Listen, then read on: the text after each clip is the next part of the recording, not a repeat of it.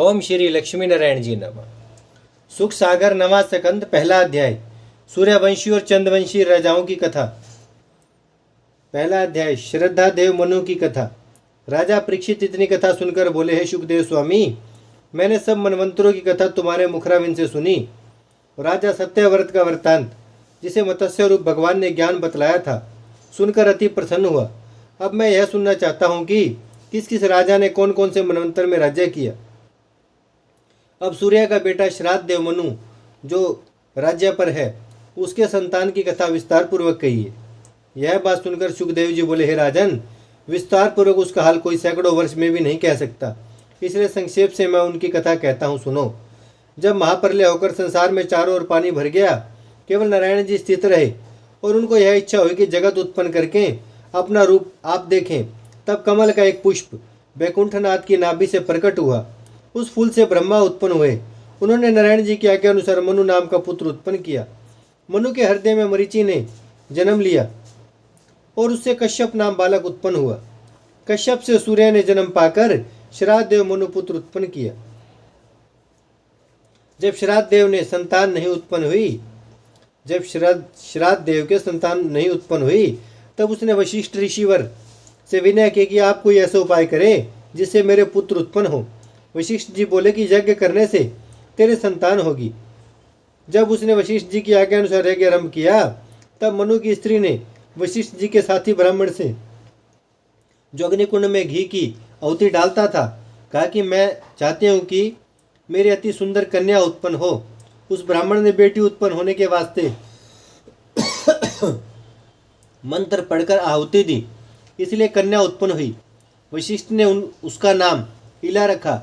तब श्राद्ध देव बोला कि महाराज, मैंने पुत्र उत्पन्न होने के वास्ते यज्ञ किया था, सो बड़ा आश्चर्य है कि मंत्र का फल विपरीत होकर कन्या उत्पन्न हुई। वशिष्ठ जी बोले, हे राजन, तेरी स्त्री ने बेटी होने के वास्ते इच्छा रखकर आहुति देने वाले ब्राह्मण से कह दिया था, इसलिए पुत्री उत्पन्न हुई। जब यह वचन सुनकर राजा मनु चिंता करने लगा, तब वशिष्ठ जी बोले, हे राजन, तू उदास मत हो, मैं परमेश्वर से विनय करके इस कन्या को पुत्र कर दूंगा। यह वचन सुनते ही राजा प्रसन्न हो गया। वशिष्ठ जी ने परमेश्वर का ध्यान लगाकर जब अपने ब्रह्मा तेज से उनकी स्तुति की, तब वैकुंठनाथ दर्शन देकर बोले, तुम क्या चाहते हो। वशिष्ठ जी ने हाथ जोड़कर कहा, महाराज, मैं चाहता हूँ कि यह कन्या पुत्र हो जावे। परमेश्वर बोले, बहुत अच्छा, ऐसा ही होगा। यह वचन नारायण जी के मुख से निकलते ही जब वह कन्या सुंदर रूप बेटा होकर खेलने लगा, तब राजा ने उसका नाम सुधुमन रखकर बड़ी खुशी मनाई। ब्राह्मण और याचक लोगों को मुंह मांगा दान व दक्षिणा देकर उसे राजगद्दी पर बैठा दिए। वह धर्म के साथ प्रजा का पालन करने लगा। एक दिन परमेश्वर की इच्छा से उत्तर दिशा इलावर्त खंड में अहिर खेलने गया और एक हिरण के पीछे घोड़ा दौड़ाता हुआ अंबिका वन में जा पहुंचा। वहां पहुंचते ही राजा स्त्री रूप हो गया। उसकी सवारी का घोड़ा भी घोड़ी हो गया। जितने सेवक राजा के साथ उस वन में पहुंचे थे, सब स्त्री हो गए। अपनी यह दशा देखकर वे लोग लज्जित होकर एक दूसरे से अपना चरित्र नहीं कह सकते थे। जब किसी का कुछ वश नहीं चला, तब परमेश्वर की इच्छा इसी तरह जानकर सबों ने धैर्य धरा। इतनी कथा सुनकर राजा परीक्षित ने पूछा, है मुनिनाथ, वे लोग उस वन में जाने से स्त्री क्यों हो गए थे, इसका वृत्तांत कहिए। सुखदेव जी बोले, हे राजन, एक दिन उस वन में महादेव व पार्वती नंगे होकर विहार कर रहे थे। उसी समय सनकादिक चारों भाई उनका दर्शन करने के वास्ते वहां पहुंचे। उन लोगों ने महादेव और पार्वती को दंडवत किया। पार्वती ने उन लोगों को देखकर महालज्जित होकर अपनी आंखें नीचे कर ली। ऋषिवर लोग उदास होकर वहां से नर नारायण का दर्शन करने के वास्ते बद्री केदार को चले।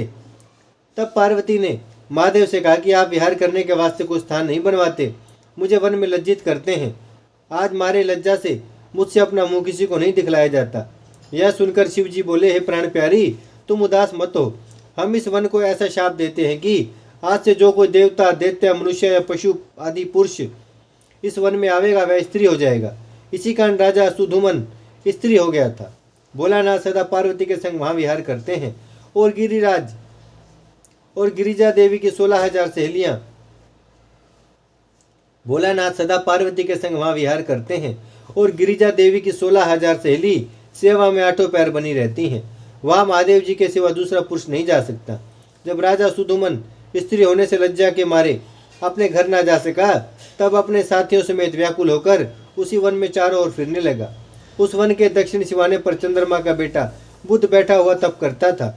अचानक राजा सुधुमन स्त्री रूप से उसी जगह जा निकला और बुद्ध तपस्वी होने पर भी उसके रूप पर मोहित हो गया। स्त्री रूप सुधुमन का भी मन उस पर चलायमान हुआ। तब दोनों ने गंधर्व विवाह कर लिया और वहां रहकर भोग विलास करने लगे। जब बुद्ध की आज्ञा अनुसार सुधुमन के साथ की स्त्रियां पर्वत पर चली गई, तब उन्हें गंधर्व उठाकर अपने लोक को ले गए। जब स्त्री रूप सुधुमन के पुरुरवा नाम बेटा बुद्ध से उत्पन्न हुआ, तब एक दिन सुधुमन ने विशिष्ट गुरु का ध्यान करके उन्हें याद किया। जब विशिष्ट ऋषि और अंतर्यामी उसके पास आकर प्रकट हुए, तब सुधुमन अपना वृत्तांत उनसे कहकर हाथ जोड़कर बोला, हे मुनिनाथ, ऐसी कृपा कीजिए कि जिसमें फिर मुझे पुरुष का तन मिले। यह वचन सुनकर विशिष्ट जी बोले, तू धैर्य धर, मैं तेरे वास्ते उपाय करता हूँ। जब विशिष्ट ऋषिवर ने सुधुमन पर दयालु होकर गौरी शंकर का ध्यान करके स्तुति की, तब भोलानाथ गिरिजा देवी समेत दर्शन देकर बड़े हर्ष से बोले, तुम क्या चाहते हो?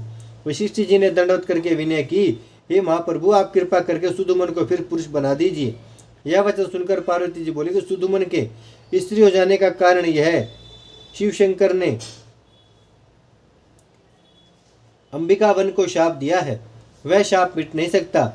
पार्वती के यह कहने पर भी शिव जी दयालु होकर बोले, विशिष्ट मुनि, सुधुमन 1 महीना पुरुष और 1 महीना स्त्री रहेगा। यह वरदान देकर महादेव जी पार्वती समेत अंतर ध्यान हो गए। राजा सुधुमन उसी समय पुरुष होकर पुरुरवा बेटों को साथ लिए हुए अपनी राजगद्दी पर चला आया। वह 1 महीना पुरुष रहकर राजकाज करता और दूसरे माह स्त्री रूप रहने के रोग के बहाने राज मंदिर में रहता था। जब पुरुष होने पर सुधुमन के अपनी स्त्री से 3 पुत्र और उत्पन्न हुए, तब उसने कुछ दिन और राजगद्दी का सुख भोगकर अपना मन संसारी माया से विरक्त कर लिया। दक्षिण देश का राज्य अपने 3 पुत्रों को, जो अपनी स्त्री से उत्पन्न हुए थे, दे दिया और अपनी निज राजगद्दी पर पुरुरवा बेटों को, जो बुद्ध से उत्पन्न हुआ था, बिठाकर आप वन में चला गया और कुछ दिन हरि भजन करके मुक्त हो गया। राजा पुरुरवा से चंद्रवंशी और सुधुमन के दूसरे बेटों से सूर्यवंशी कुल चला। चंद्रवंशी और सूर्यवंशी राजाओं की कथा थी। ओम श्री लक्ष्मी नारायण जी नमः।